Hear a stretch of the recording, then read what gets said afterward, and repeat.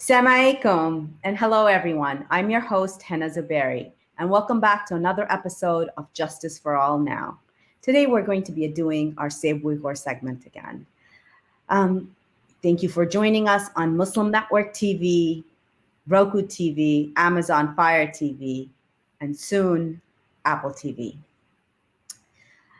You can always watch us 24/7 on Samsung Galaxy 19. And we hope to see you become active on the Uyghur cause as you're watching the special episodes that we do on the Uyghur crisis. On June 17th, the Uyghur Human Rights Policy Act of 2020 was passed, which imposed sanctions on any foreign individual and entities that are responsible for human rights abuses being done in the detention camps. So today, these sanctions encompass property blocking sanctions on any person or entity involved with the concentration camps and suppression and of the Uyghurs with visa blocking sanctions on these same individuals. But today we wanted to bring in Peter Irwin from the Uyghur Human Rights Project to specifically talk about the next step. While we consider the passing of this historic bill into law as a victory, we cannot rest on our laurels and not focus on the terrible news that keeps coming out from that region. So the next step towards achieving justice, the fight is certainly not over. We're now concentrating our efforts towards the Uyghur Forced Labor Prevention Act. The act will place severe penalties and restrictions on imports of forced labor products from China. So to discuss all of this and much more, I'm inviting Peter Irwin to the show. Peter is a senior program officer for advocacy and communications at the Uyghur Human Rights Project. He's an master's graduate of human rights from the London School of Economics and Political Science, LSE, where he conducted research on China's engagement at the United Nations and its relationship to the framing of the Uyghur issue internationally. He's a former program manager and spokesperson for the World Uyghur Congress, where he worked primarily as the UN representative for Geneva-based human rights mechanisms, as well as with national governments and civil society. Thank you so much for being with us today, Peter. Yeah, thanks so much for having me. Thanks for Justice for All as well for I think all the work that I think the Uyghur community in particular, when I speak to people, often they point to you guys for doing this work, and it's been very, very helpful, I think. So I thank you for having me on, and thanks for continuing with this. Well, this is today is a national action for us. We're trying to get as many people to call Congress as possible on the Uyghur Forced Labor Prevention Act. But as we're getting feedback from our community, a lot of things that we're finding out is a lot of people are not understanding the difference between the two acts, what they each do. And so there's a little bit of confusion as well. So we want to dissect that and have you explain that to our audience and hopefully urge them to make sure that, they go out and exercise their rights as citizens to make their Congress people know how they feel about this. But before we do that, please introduce yourself. I did a short introduction, but I'd love to know more about your work. You were in Europe for a while. You've been working on this cause for a long time. And so describe your background and the work that you do. Sure, thanks a lot. I think you gave a good overview already. So I'm from Canada originally. I'm based in DC now with the Uyghur Human Rights Project, but previously I'd worked for the World Uyghur Congress. The Uyghur Congress was established a number of years ago by Uyghur activists themselves. This is just a job that I got basically straight out of my master's degree. And I was able to basically be on the ground working on this issue at the UN within a few weeks, even from getting the job. It was just a few of us at the time. I think it's really important to understand, I think in 2014, when I started the issue, of course, was people were speaking about it a little bit. It was an issue of sort of religious repression, and you had Chinese moving into the region. Uyghurs were feeling much more insecure. There was issues at the time, but since then it's dramatically worsened. So my work is really focused on the UN mechanisms essentially, and understanding and reporting to the UN and trying to get them to act on this kind of thing. So you have the UN mechanisms themselves, the Office of the High Commissioner, but also states, so pushing member states in Geneva to either make statements. I mean, firstly, just to be aware of the situation. Again, in 2014, states just didn't know who Uyghurs were, I think. And I think it's become a much more household name because, unfortunately, because of the worsening situation there.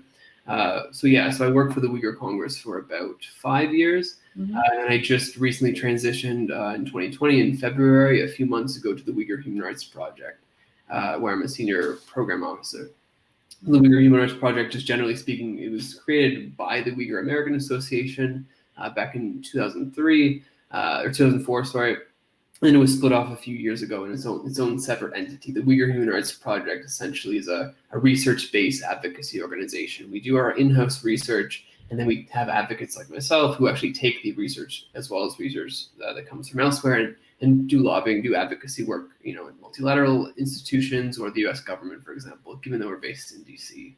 I also run an Olympics campaign, for example, with a colleague of mine. Lots of little things happening at the same time. I think what might come up in this discussion is that if you're working in the Uyghur space, you need to be speaking about a number of different issues at the same time. As you mentioned, you had the Uyghur Human Rights Policy Act that was passed. Now, the attention has been shifted to forced labor. Now, again, forced labor is a big issue at the moment, but it comes out of a broader sort of context of rights abuses at the moment. So perhaps we can speak about that later. That's a bit of a background of myself. So yes, let's, so the Uyghurs are, and for those of us who might be joining us for the first time and have never heard of the Uyghurs, they're an ethnically and culturally Turkic people, and they live in the areas of Central Asia that are known to the world as East Turkestan. And for the Muslims amongst us who are listening, this is the land of Bukhara. This is the land of Bukhari Sharif. These are religious scholars whose books we read on a regular basis. So this is not something not new to our ethos and our faith. So just to put that in context for our viewers. So would you share some of the recent history? Like we've had speakers, guests come on who've talked about the long-term history of Uyghurs in that region.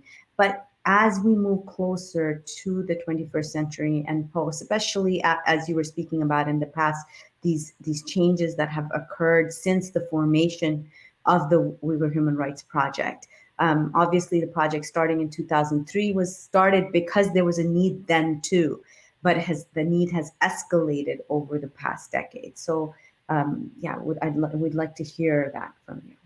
Yeah, sure. I mean, I think we can reach back as far as we want, I suppose. I mean, you can reach back until 1780 or 1760 when the Qing dynasty took over the region. But again, I think the more recent history is sort of the most important. But again, the historical context is important. Understanding the relationship between Uyghurs and the Chinese government is very important. So really, the past 250 years or so, you've seen sort of on and off rule from Chinese authorities. I mean, more or less. I mean, there's debate around sort of who was in charge at certain times. There's been a bit of a back and forth.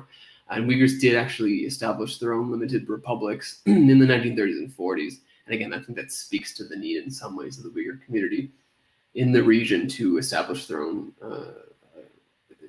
states because there was such a distinctiveness in terms of their ethnic identity. They didn't see Chinese rule in the region, and they still don't in a lot of ways as legitimate. A lot of them see it as sort of a colonial relationship between the Chinese government and Beijing, which is, it's in terms of land area, it's quite far away from Beijing, this region. Uyghurs call it East Turkestan, and the Chinese government calls it the Xinjiang Uyghur Autonomous Region. More recently, I would say, though, I think that precipitated some of the more of the advocacy that happened. Of course, you see the Uyghur Human Rights Project, the Uyghur American Association, the Uyghur Congress, for example. They all sort of spread up in either the late 90s or the early 2000s. And this is because Uyghurs were able to basically leave the country and they were able to do some of the advocacy. So my former boss in Germany, Dolkan Issa, the current president of the Uyghur Congress, he escaped China in the 90s. And then, of course, he worked with activists overseas and created the World Uyghur Congress eventually. So just to give a bit of context around, the past 10 or 15, maybe 20 years of what's been happening, you see a little bit of restlessness in the 1980s. So Dolkan Issa, as I mentioned, and other Uyghur activists who are now abroad, they try to raise some of these grievances with the Chinese government in the 1980s. I mean, it wasn't such a bad situation. You see the Cultural Revolution was, was bad for everybody in the country. There's a bit of an opening up period in the 80s. And then the Chinese government clamps down a bit harder. And you see the grievances being responded to, student-led protests in the 80s. 1990s, there's some violence, there's a bit of unrest. It's not very peaceful necessarily, but there isn't sort of large-scale issues happening. But the Chinese government, again, slowly begins to exert more and more pressure, restricting cultural rights. You have the bilingual education system, which essentially, it's bilingual in name only. It moves Uyghurs to only speaking Chinese. Again, you see this in all facets of life. Economic opportunities for Uyghurs are very limited. And then, of course, throughout this whole period, you have Chinese people being incentivized economically to move to the Uyghur region and displacing a lot of the, for example, jobs that Uyghurs would otherwise get. You just see basically some tension building. And of course, you build up to 2009. And now yesterday was the anniversary, the 11th anniversary of the July 5th incident, the unrest or uprising, however you want to frame it. This was basically again, it's just difficult to frame. It's been framed by the Chinese government as ethnic rioting. Uyghur activists as unrest or uprising. Essentially, it was a culmination of some of these policies that, people were just angry and this was an outbreak of violence. And then essentially since 2009, this is really where you see things change. It's sort of seen as the watershed moment, a turning point in terms of the approach to Uyghurs in the region. But then between 2009 and 2014, things were reasonably okay in the region. There was not much happening. But 2013, you see Xi Jinping be appointed. You see the party secretary in the region appointed in 2016, who had a stint in Tibet before. Between 2013 and 2016, you really see things change. It's in terms of, again, religious freedom, language rights, cultural rights, freedom of movement. You can basically take any issue you want to talk about. We can talk about it. And you see the Chinese government basically pressing Uyghurs harder and harder until you see what you see today is essentially the mass detention of Uyghurs in camps meant to forcibly assimilate them. And this is something that you said that I wanted to point out, that things may not have been bad in perhaps city centers, but rural areas were still being, the persecution and the especially the reports I remember even then, 2000 after 2009. There was a lot of the religious rights were still, like, people were still not allowed to fast, and that was still happening. So that shift that you're talking about around 2014, can you pinpoint that shift? What was that exact? Did the elite start getting affected? The educated people started getting affected. Communist Party members as well what was that, linchpin? Yeah, I think what you can point to is essentially Xi Jinping himself. It was him as a figure, and then it basically all stems from him. He wanted to have a much tougher policy on, so-called ethnic minorities, which included Tibet, included Uyghurs, included other people. But I would say if you want to point to one moment or one person himself, it would be Xi Jinping himself. Because you see a lot of the policies. New York Times had some leaks last year that were pretty revealing. It showed some internal speeches that Xi Jinping had made to, just internal Communist Party members, essentially saying that we need to basically crush the Uyghur people with no mercy to make sure that there's just no freedom at all. So I suppose if your audience would want to know when was the turning point, it was the appointment of Xi Jinping.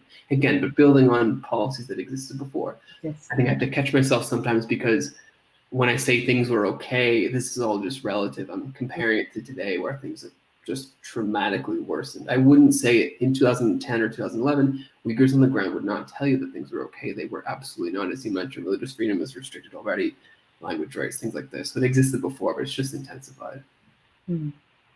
So now we're, as you started doing your research, what were the things that really pushed you to, and especially when you've been reporting it to the United Nations, what were the sort of things that you were reporting on? Well, I suppose it depends on what time period you're speaking about, but I think when I began in 2014, It was religious repression. It was issues with religious freedom, religious expression. Every Ramadan, for example, actually a good marker of this was to basically check every Ramadan and see what the reports are like. So how much was fasting being restricted? And that's sort of one small gauge that you can see, okay, fasting was restricted a little bit in some areas. And every year subsequently, since about 2011, actually, you see the change. So we were reporting on religious freedom. Language rights were a big thing too. It's just, again, this very slow process of just undermining the use of the language to the point where Uyghurs were just not able to use it anymore. Or there will be region-wide policies or prefecture-wide policies, essentially, to say you cannot speak the Uyghur language in school. So it was mostly these things that were bringing up with states, bringing up with UN officials themselves, the Office of the High Commissioner. But I think the reason it didn't really take off, and there's a number of reasons for that, but it sort of fell into the same category as, religious repression generally in different states around the world. But I think we saw things happening that maybe other people, of course, didn't see, and it was hard to get across the states. We were yelling about religious freedom for Uyghurs for a number of years until things just got worse to the point where people were surprised by it. So I think one thing to take away from this is that, look, Uyghurs themselves and people working in this space knew that this was happening. Exactly. No one was listening, right? So the warning signs were absolutely there. There was no response from the international community. And then, of course, we all wonder, well, why did it get so bad? Because the Chinese government knew that there was no response, and they kept testing the waters. They kept testing out the policies, and they get to the point where there's concentration camps, essentially, and there still hasn't been a response, a really good response. And then, of course, we celebrate the passage of the Uyghur Human Rights Policy Act, which, of course, is fantastic, and it's the product of years of work by Uyghur activists. But in some ways, it's symbolic. We can get into details about the act itself or the Uyghur Forced Labor Prevention Act. But it's just the fact that we celebrate this, and as you mentioned at the beginning, it's certainly not the end of the road. This is the beginning. This is the template for how we take this to other governments. But I think there's a lot of work to do still, I suppose.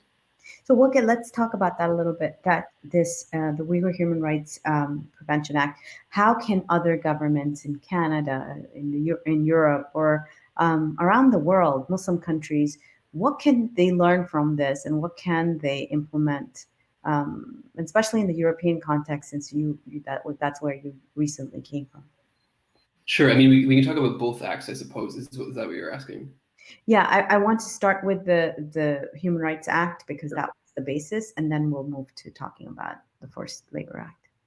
Yeah, right. So I think, again, I will reiterate that the passage and the signing of the Uyghur Human Rights Policy Act, of course, is historic. And I think it's something that, again, Uyghurs and the Uyghur community and activists, like the executive director of our organization, have been pushing for a long time.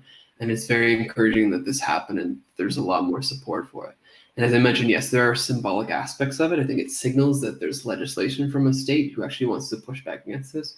If you want to go into actual details of the act itself, it is requests that the president impose targeted sanctions against individual officials. There's a required report by the Secretary of State, and the appointment of an individual to actually be tasked with this issue in particular. There's an FBI report. This is also another aspect of it that's very important too, is that while the FBI report, of course, will not address what's happening in the region, it'll address intimidation, for example, against Uyghurs overseas, which is becoming a much worse problem. So there's some key elements to the act that are very important. I don't want to sort of brush aside that, I think. But as you mentioned, I think what will be very important is that the international community, especially European states, take this as a template. Of course, the US has its own approach, but the European Union, we can speak about this too, is that they have been very weak on this issue. They just have not been speaking out. I think the approach in Canada, I'm from Canada myself, but Canada has their own issues at the moment, but I think they have been sort of more supportive of a quiet diplomacy approach. So the EU takes this approach to say, look, we're not going to say things in public because it might undermine our private advocacy. And that's not our position on this. But I think European member states, for example, EU member states, can take this as a template to basically to use it for sanctions in particular. I think sanctions, insofar as they are still symbolic, they actually will have consequences for individual officials, which you just haven't seen at all yet. And so coming back, and so this is something that people need to understand. And I think because of some of the reports that are recently coming out, even though forced labor camps are not something new in that region, What are some of the things that some of the reports that have come out, especially the Associated Press report that came out, and recently the report that came out from the port in New Jersey? If you could share something about that and how that relates to forced labor. Sure. Yeah. I mean, I think, again, it's good that we discussed sort of what the backdrop of this issue is, because I think when we see these reports, at least from my perspective, this actually, I mean, a lot of these things that come up are not very surprising. You see things that most people are more surprised by, but this for me was surprising. The AP report was surprising in that, I mean, there's actually evidence from the Chinese government that they could potentially be committing genocide. Again, we can have a conversation about that word and what it means and what perspective you might want to take on using it. And what kind of legal determinations might be made. But I think the AP report, which essentially what it was, is that, so there are two things that happened. Adrian Zenz, a China scholar, had his own report with the Jamestown Foundation. The Associated Press was reporting on this as well. Basically, forced sterilizations, a dramatic increase in forced sterilizations, firstly, in the Uyghur region between 2015 and 2018. You also saw a dramatic decline in birth rates. So you see birth rates in the Uyghur region between 2015 and 2018, dramatically decline. And then also there's the pretty dramatic increase in the use of IUDs. So forcing women essentially to use IUDs. We had sort of anecdotal reports about this before as well, about women in the camps being injected, and then they would not have their period. Their menstrual cycles would be altered. Now, we took that with a grain of salt, because we just did not get sort of more widespread cases of this, but we knew that perhaps it was maybe indicative of a larger trend. We don't have evidence until now. The AP report really provides this evidence, and so does Adrian Zenz in this report. So I think that's the first thing, is that actually us in the Uyghur community as well were surprised by this, because it actually points to something that could be labeled genocide. The other report that you mentioned was one in which I think tons and tons of, something like 80 tons of human hair that had basically reached the border, and the border agents in the U.S., as far as I know, they rejected it, and they said, we can't bring this in because there's a credible belief that this could be, produced in camps. Now, I think the human hair touches a nerve, because again, we look back at the Holocaust, for example, and examples like this. Again, it's very unclear the exact origin and what the nature is. Where did it come from exactly? But there's we have reason to believe that it came from the camps themselves, And so that is something that, I was reading the reports on that from there's a 78% increase in exports in hair from that region since 2017. So where is suddenly all of this hair coming from, if not from the, and Gulchehra's Hoja, a Uyghur journalist, has reported, her investigation, and some of the people who have been released for the camps have also testified that their hair was. And so I believe as Muslim women, this touches us, because this is something, just the fact that you're not allowed to cover your hair as prescribed by your faith, because of the same government who now chooses to steal it and sell it. And then just to have, so that is just something that is just so it's mind blowing, these sort of evil. Honestly, that's all I can say about that thought process, is to, you're just dehumanizing people into making them into just, and the organ harvesting, all of this, there's just so much that I think that is sometimes why it's hard for people to absorb, and they switch off their attention, because it just seems so horrific that in 2020 this is happening. But and then and some of the stuff that was captured was synthetic. It wasn't actual human hair. So what was why was that captured? Why was that rejected? Well, I think there's been some more action from U.S. border agents. Again, I'm not sure if I can speak to specifics about that, but again, last week there was also an advisory that was issued by the State Department, Commerce, and Treasury, essentially putting companies on notice. And I think this also relates, as you mentioned before, to the Uyghur Forced Labor Prevention Act. I think it's not legislation that's been passed yet, but is important in that it speaks to a lot of the similar issues like this, because what the Forced Labor Prevention Act actually does, introduced just earlier this year, to address forced labor, essentially coming out of some of the other reports. The Australian Strategic Policy Institute had a report on this that a lot of this is based on. And it does 4 things. The first, which is key in the seizure of the hair, for example, was it creates a rebuttable, some presumption on forced labor in the Uyghur region. So essentially what it does is that any company who wishes to import goods into the US, they have to be the ones, the onus is on the companies who are importing these goods.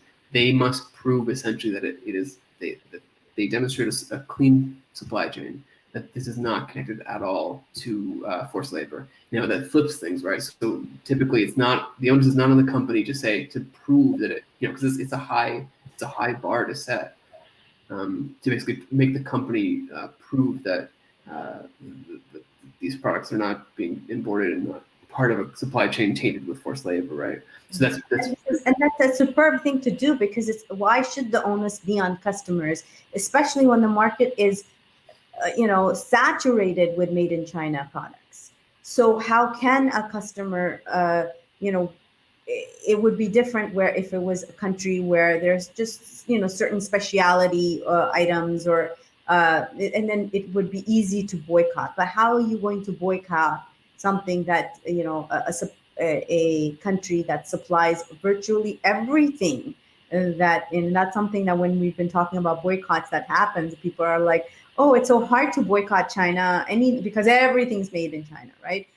So that's that narrative that comes up. So this act says, description of the bill reads, to ensure that goods made with forced labor in Xinjiang Uyghur Autonomous Region of the People's Republic of China do not enter the United States market, and for other purposes.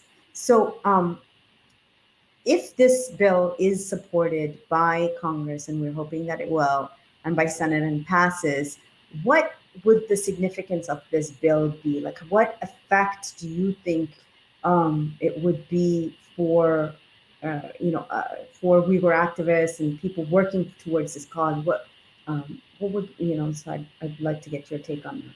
Yeah, sure. As you mentioned, I think, the main thing is that because it shifts the onus to companies and the importers, I think that's big in itself. I think it's been too long that companies have been working in this region. For example, Volkswagen has a plant in the Uyghur region, and and you had Herbert Diess, the CEO, about a year ago saying, look, I don't know anything about these camps. I think what it does is it shifts that the companies are forced to actually pay attention to what's happening. They would wish to not pay attention before. Now they actually have to pay attention to what's happening and how it affects their supply chains. They actually have to do proactive things that ensures that their supply chains are free from forced labor. That seems like a pretty easy thing, right? I mean, just don't have forced labor in your supply chains.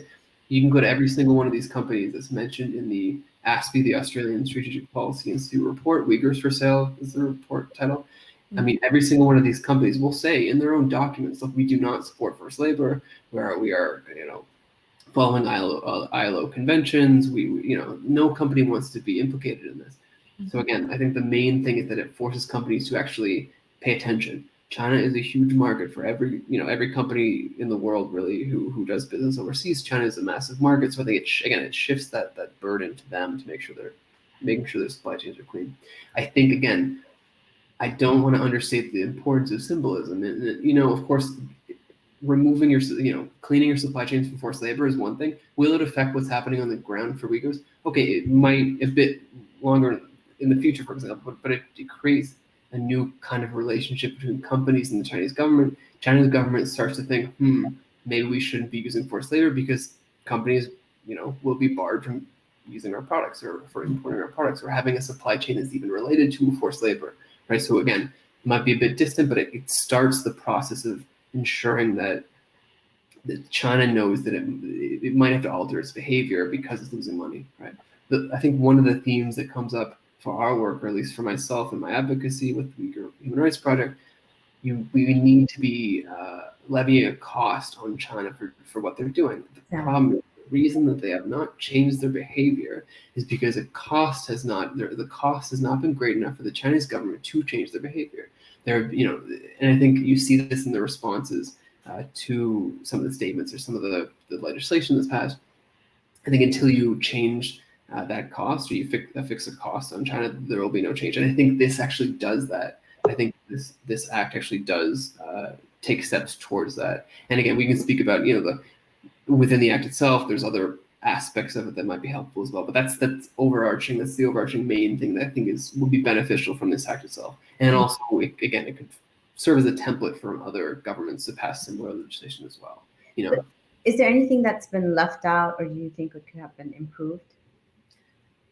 To be honest, I think it's a solid bill. I think if this is passed, it will be very, very effective. To be honest, but I think one thing too, and to speak about the Uyghur Human Rights Policy Act, the other bill, the first bill that's already been passed, is that implementation is key, right? So you have a number of things within the bill, but if they're not implemented, they're a bit useless. So I think again that really speaks to the importance of what you said. Again, I'll repeat it, that okay, the bill passed, but you need to actually keep pushing from NGO, from our perspective from civil society, pushing our representatives to actually implement aspects of the bill, because they can celebrate, okay, look, we passed this thing, and then people might lose a bit of attention. But implementation is key, and I think if the bill passes as it stands, I think it will be very effective.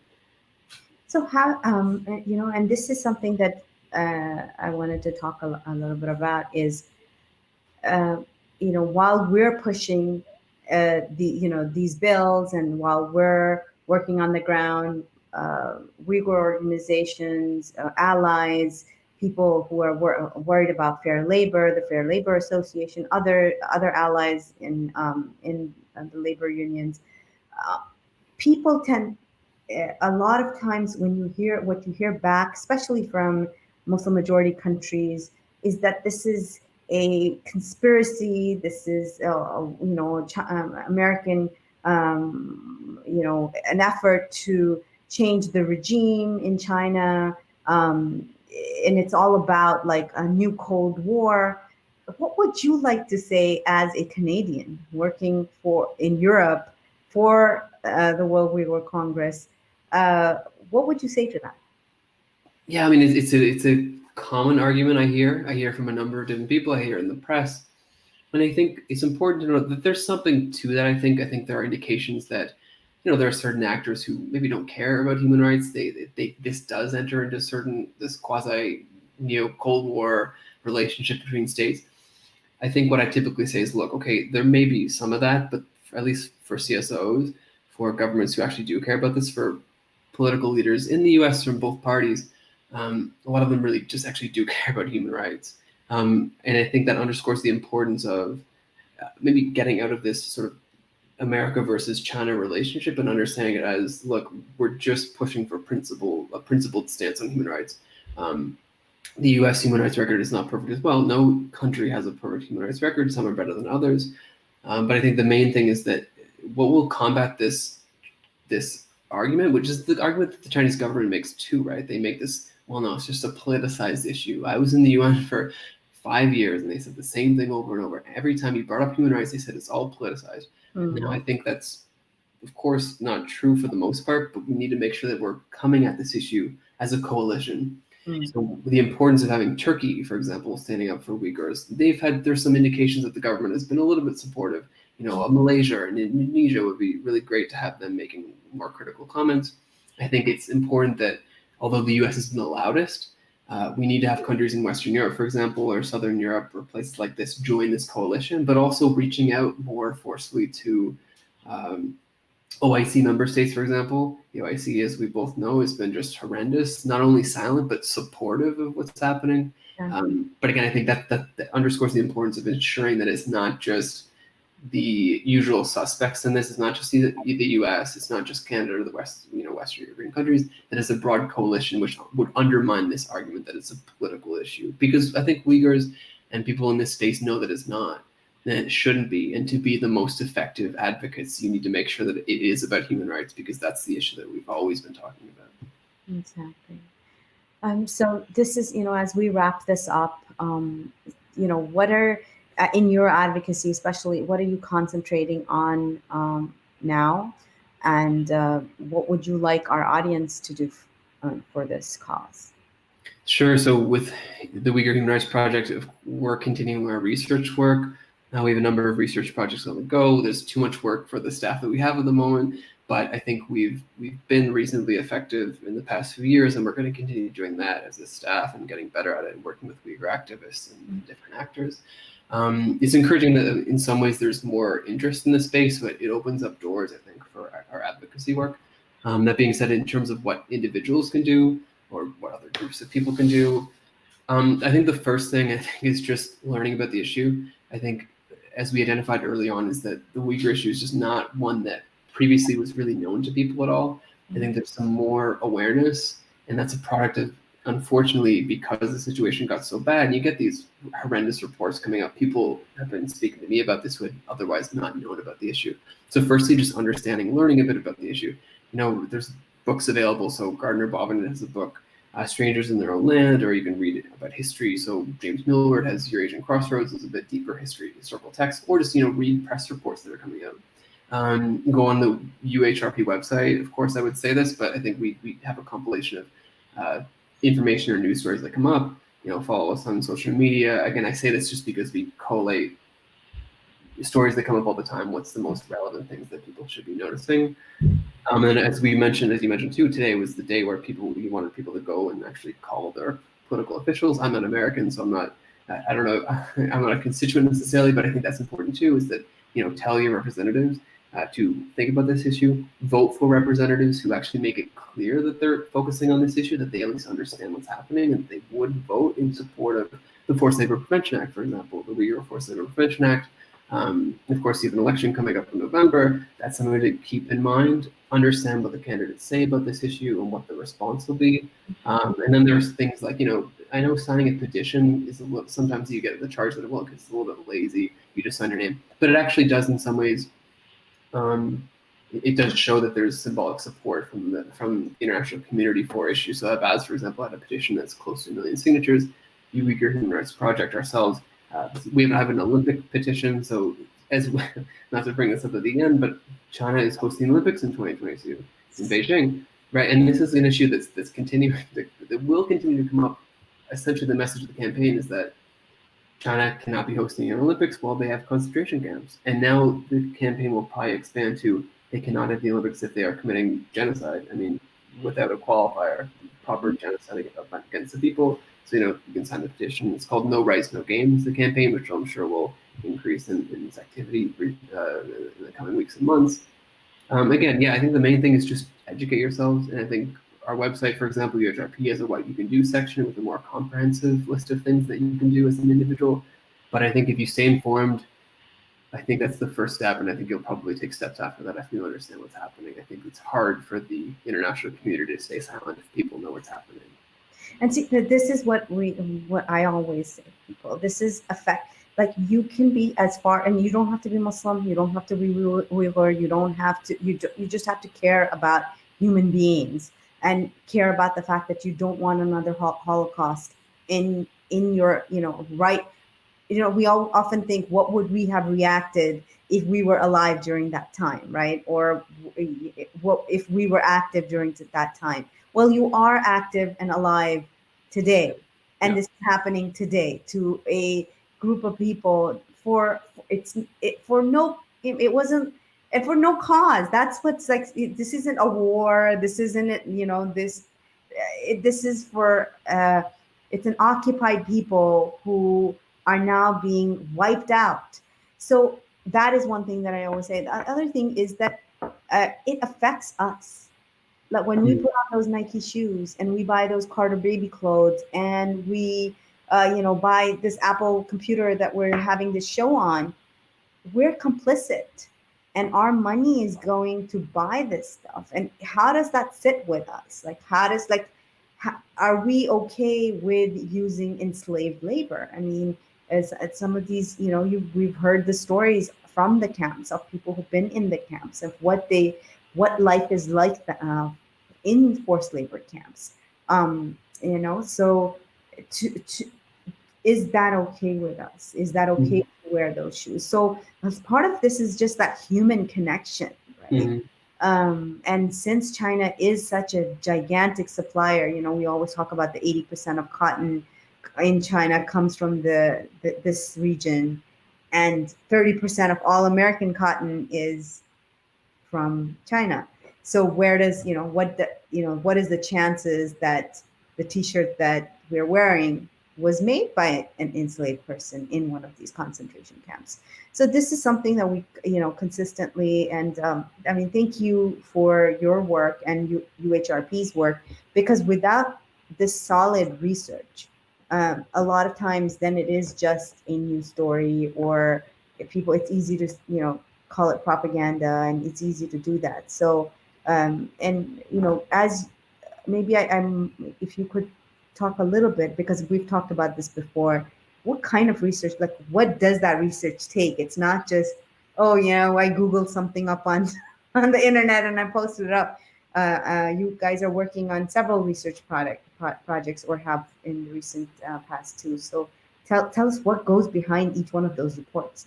Yeah, I'm glad you raised that, because it's true. It's not, I mean, it's not library-based research. We're not going into books. We're not, this is actually a very active group of people. You have people within the organization who, of course, are Uyghur themselves. There's people who speak the language, people with PhDs who have worked on this for a number of years. The experience in the Uyghur Human Rights Project is, it's very deep, and we all have particular skills that lead to the research that we do. So the research comes, of course, we speak as a group. So what are the research priorities? If I can take you sort of through the process. So what is lacking? What are the gaps in knowledge at the moment?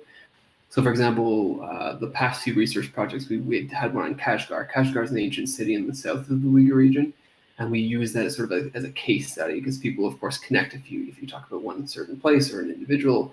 So we use Kashgar as a prism to understand, generally speaking, how the assimilationist policy in the Uyghur region happened over the past few decades or so. We had reports on passport seizures, or basically the cancellation of passports for Uyghurs abroad. Again, it's about passports themselves and about basically freedom of movement restrictions, but also how does that relate to the camps? So people who have been overseas, they've been detained in camps, who have been overseas, or they have family abroad. Again, you're right. So we pick subjects that are, I think, again, there's gaps in knowledge. There's things that we hear on our networks. That's one thing too, is that, of course, the Uyghur Human Rights Project, I think the importance of having a knowledgeable Uyghur staff is that they have these networks of people who understand, who speak to people all around the world and can gather information. We do primary research with Uyghurs themselves and other people sort of who have been impacted by some of these issues. So again, it's not just sort of going online and checking sources and looking at journal articles. We go into the field and we speak to Uyghurs themselves. We collate information from Uyghur sources. And I think you touched on this a little bit. The importance of that is that I think the reaction has been there because of the fantastic work done by journalists, done by organizations who have reported on this, Human Rights Watch, for example, and others who have some more resources to do the work. But I think without basically funding in some ways, without having staff to do this work, it's nearly impossible. Uyghur Human Rights Project, I think, in contrast to a Human Rights Watch or an Amnesty International, I think is able to do research that is a little deeper. We have contacts in different places, and we're able to sort of pull up information from a Uyghur perspective, understanding sort of the cultural, historic specificity of the issue at the moment, what's needed, what hasn't been touched on. Human Rights Watch might do a report on the camps more generally, but we can speak about to issues that are coming up maybe a little bit more quickly. But yeah, so the research process is it's fundamental to our work, and we've honed it over. I just started at UHRP in February, but the organization has honed it over more than a decade of our work, and I think they've been quite successful. The reports themselves, I think, really it's information that you just cannot find elsewhere. So I think it's really, really essential, and that comes, I think, in some ways, it comes from having some funding for staff to do it, I think, and that's, I think, something that we're lacking in some ways. So if I could add that to the things that people could do, is that donating to organizations like UHRP is really essential for us, because we're chasing 10 or 15 different subjects at the same time. We're working on multiple projects, advocacy avenues, working with governments, multilaterals, with CSOs, with academics, with people, the general public. We're very busy. So yeah, if people had some money to donate. And the importance of this research is current, but it's also for the future too. Yeah. If China is not stopped, then this rich, vast history, this language, this culture, the food, so much is lost. Who is going to preserve it? And Absolutely. so the work that you all are doing is beneficial now, but it's, God forbid, like I remember when, I was younger, my grandmother would ever talk about, oh, sometimes visiting, oh, we wish we could go visit Kashgar, right? Like that, and some of our elders may have visited it. Pakistan is very close to borders, that region. But now that is like a virtual impossibility, right? So this is something that is being, lost. And just for the, so for the Muslim world, this is a loss of a center of learning, a center of history. And then for the Uyghur themselves, who is going to, just We'll this tell the stories. yeah, to tell the stories, and this beautiful culture, which is very different from Chinese culture, that people don't understand. Mhm. Like, that's another thing that people just think it's all like, and the vastness of the place is so, if just looking at it at the on a map. So this is just really, really powerful work that is being done, and more people should go and read the reports and actually take a look at them, because so much work is put into each and every one of them. That's right. Yeah. Yeah. And there's lots coming. Of course, we're working on a number of projects at the moment. And again, it speaks to some of the issues that you just raised in terms of really documenting as sort of not a time capsule, but telling the stories of Uyghurs, that the information that might just be lost by Uyghurs who have not been able to escape the region. So religious teachings, cultural traditions, the language itself, specificity about the language. You see Uyghur language teachers outside of China doing this themselves, and they need support too. I think basically maintaining the language is, of course, essential to what they're doing. So I think, yeah, that's tremendously important, I think. Well, thank you so much, Peter, for being here today. And we're going to continuously support you guys, support your work, get the word out to people, um, and have and as we are wrapping up, this is something that we're going to ask you today. Was our National Call-In Day for the Uyghur Forced Labor Prevention Act. Currently, it's in the House as 6210, HR 6210. It's also in Senate as Senate Bill 3471. And so we keep on, today was just a commemorative day because of July 5th being a marking of the uprisings in Urumqi. But it is not confined to one day. Every day, pick up the phone. That's it takes you a minute, but if it can help this bill get passed, this is how you can do something for those who cannot, who have been put into these detention camps and are not able to come out. So we really, really urge you all to make those calls, and just let them know you don't want to be a part of this cruelty. You don't want these products in your country. So thank you so much, Peter, for joining us today, and for all of you, thank you for watching. Make those calls. Make each and every one of you. You need to call your congresspeople, call your senators, and help ask them to pass these bills. Thank you so much, and for joining us. You can continue to watch us on Muslim Network TV. This is the Justice for All Now show. Assalamu alaikum.